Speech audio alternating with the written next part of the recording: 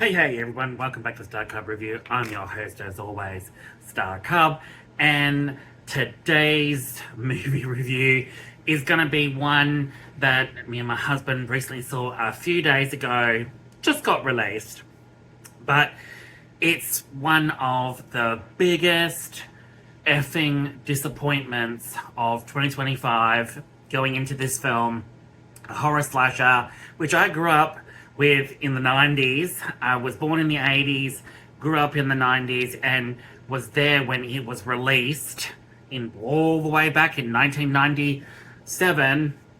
That is the legacy sequel to I Know What You Did Last Summer. But before I get into this tripe and say my piece, I just want to thank everyone new to my channel, clicking the like, subscribe, and notification bell, just commenting, liking, disliking my video, whatever. That's the way I intended my channel to be, to have different opinions and stuff like that, to see what people love, what people hate, what people want me to review, etc, etc. So I'm really thrilled at all the new people and the returning viewers as well. You know I all love and appreciate you. So I'm going to let the intro roll, and then we're going to get into this tripe. Okay?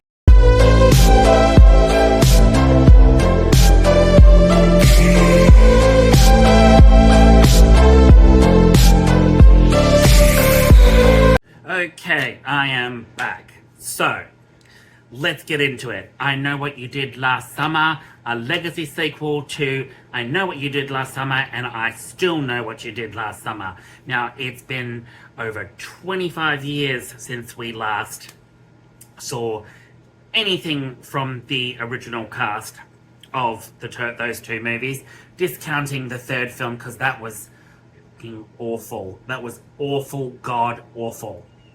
So, the legacy sequel. Me and my husband went and saw it. I was so hyped for this film. I was so hyped.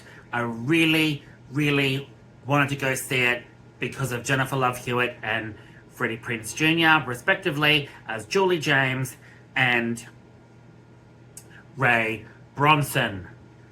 They didn't disappoint. When they were on screen, it was fantastic seeing the legacy characters back. Although I have my gripes with the way that they were handled in this film, it really does show that the director of this had absolutely no effing idea how to handle a legacy sequel properly. And be that as it may, everyone else has their own opinions on this, and some love it, some hate it. I know there's a lot of people that are divided on it, and a lot of people freaking hate it, and some loved it. But let me tell ya, directed by Jennifer Caton Robertson, I have to say she did an absolutely poor job.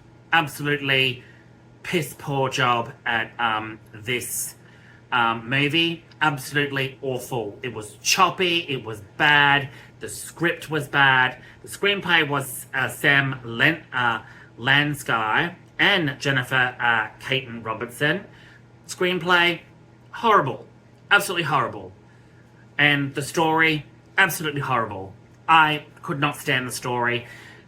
The legacy characters were wasted, absolutely wasted, and I feel so sorry for Freddie Prinze Jr. and Jennifer Love Hewitt, because they should have had a way bigger role than what they did in this film. It was absolutely tragic the way they were handled, and it just disappointed me. But the one thing that brightened my day when I saw this was the fact that they were on screen, and they were amazing. They delivered their lines perfectly. They were in tune, but the dialogue and everything else was shit.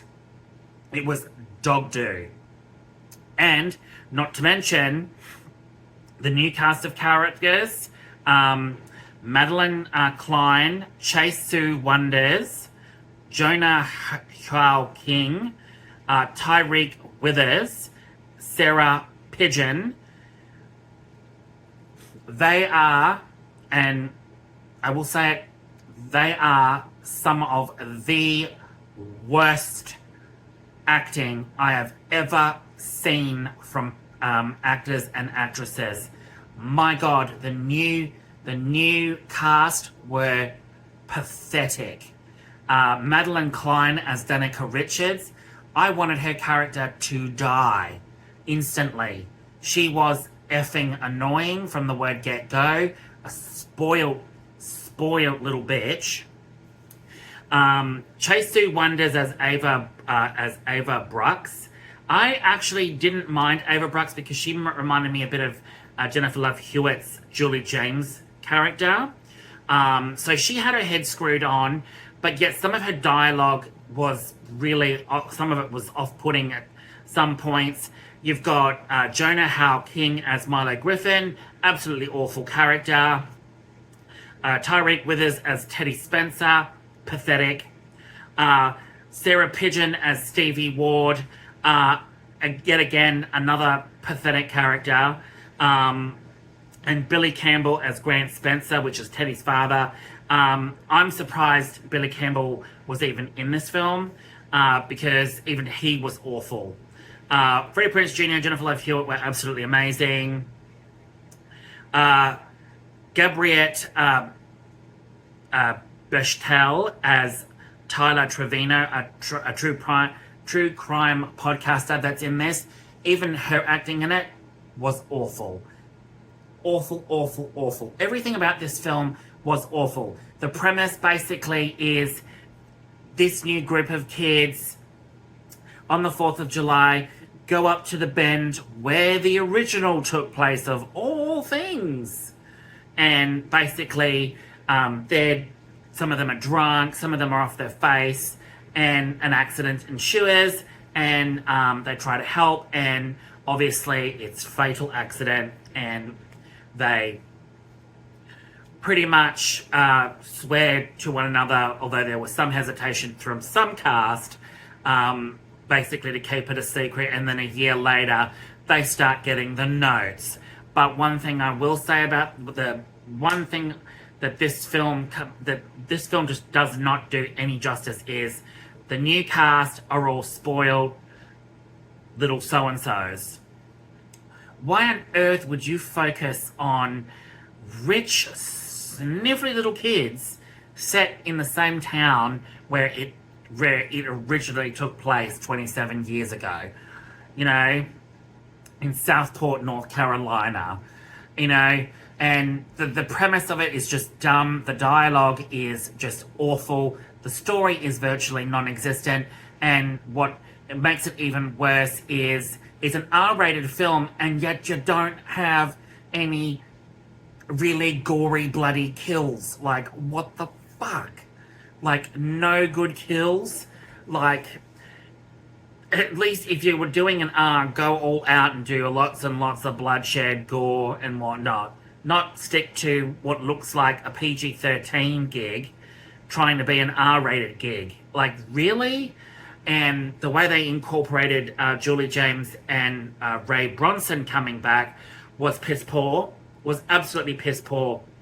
Julie James's return felt like it was a throwaway. Like, she was just there to just fill in some of the awful fucking plot of this film. The new cast do absolutely nothing for this film.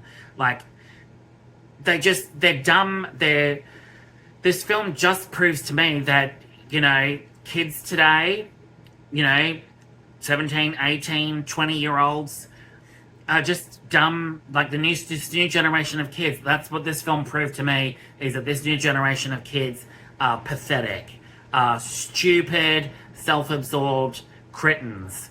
Like, really, Danica was awful, self-absorbed bitch. And just the scenarios in this, like, the kills felt choppy, the dialogue felt so cringeworthy. Like, I could not understand how cringe this dialogue was.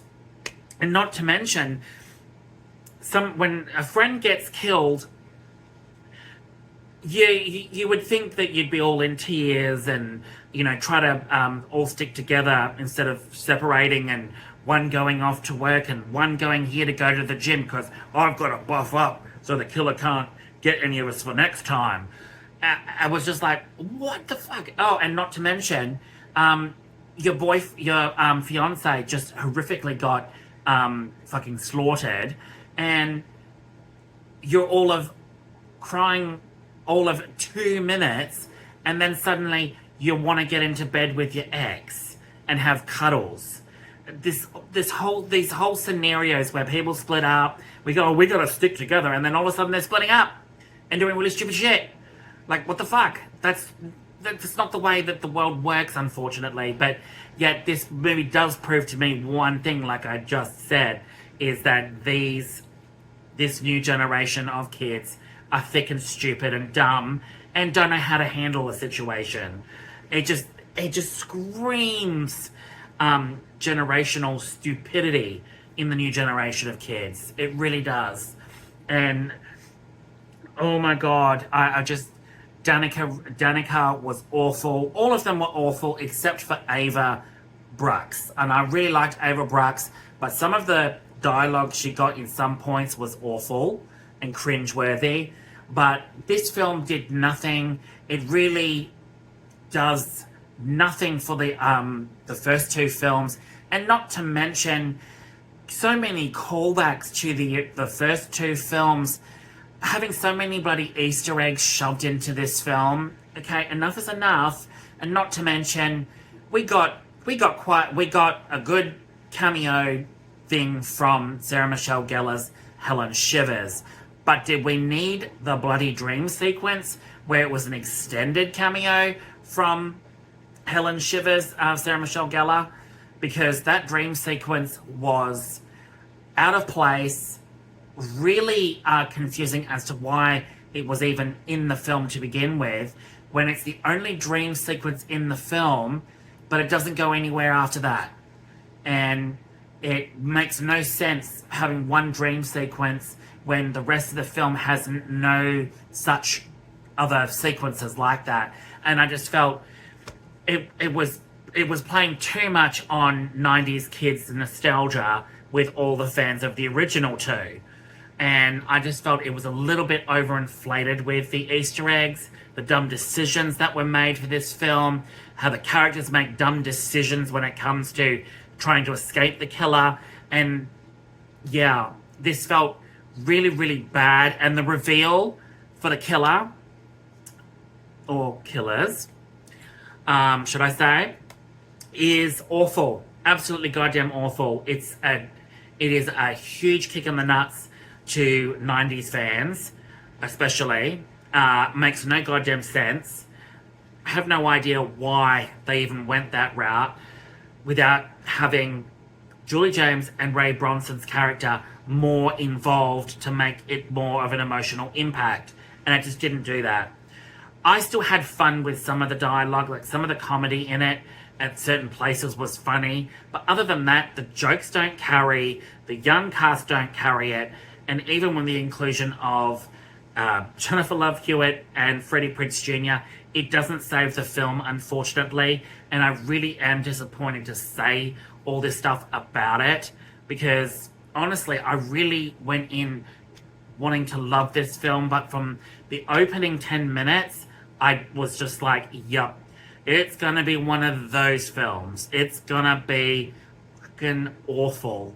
And yeah, it was awful. It's a really bad step in sort of a right direction, but you could have had the scenario for the I Know What You Did Last Summer to kick in.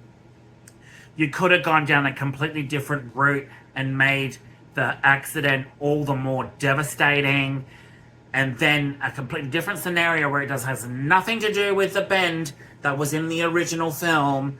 You could have had a completely different scenario and made it its own identity as to why there's a tragedy, and then go from there with the killer and with the killings. It would have made so much sense.